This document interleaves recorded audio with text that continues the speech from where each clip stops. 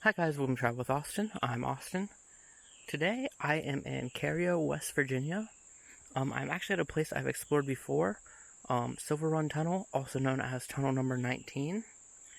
Now, I did not actually expect to ever come back here.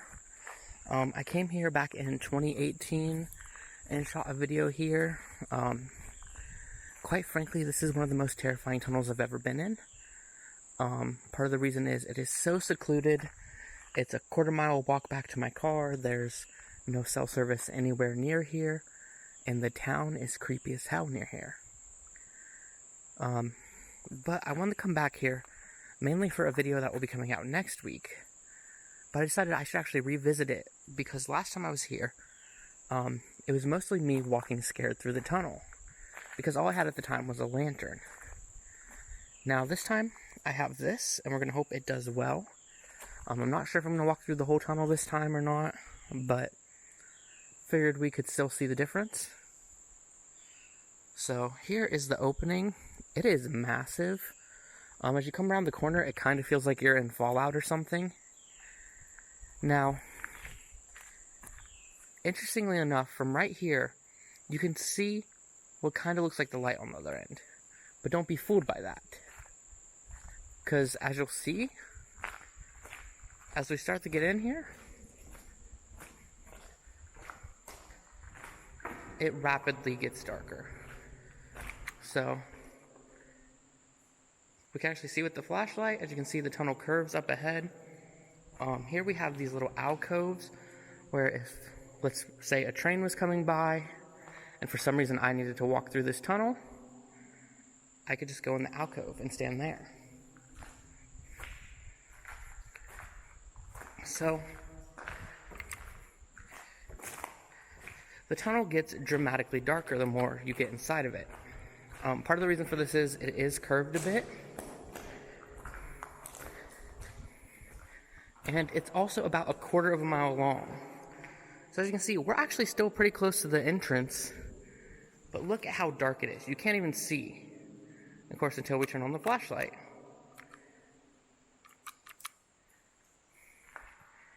So, the flashlight isn't even actually making the camera look better, which is kind of interesting. So I don't think I'm going to walk all the way through this just because it is a long tunnel, and I've already walked through it in my 2018 video. So, instead we're going to walk more towards the outside. So this was part of the North Bend Rail Trail, or it was part of the railroad that went through this, and now it's part of the rail trail. I actually just learned today it is one of 10 train tunnels on this trail that still exist. Now, that wouldn't count things such as Rodamir's tunnel that I went to that was collapsed. It only counts tunnels that you can still walk through as a pedestrian. Now, it was kind of hard to find information on this tunnel. I actually could not find the build date on it. Even Bridge Hunter, which has a bunch of good information on bridges and tunnels, did not have any information on it. However, it was part of the railroad. Then when the railroad closed, it was obviously left abandoned. Now it is part of the rail trail. And it's actually considered one of the more popular ones, which I find interesting because it's scary, which is part of why it's so popular. It's in the middle of nowhere. And when I first came back here in 2018, it wasn't on Google Maps, and when I tried to insert the coordinates in the Google Maps, it tried to take me up something that was not a road.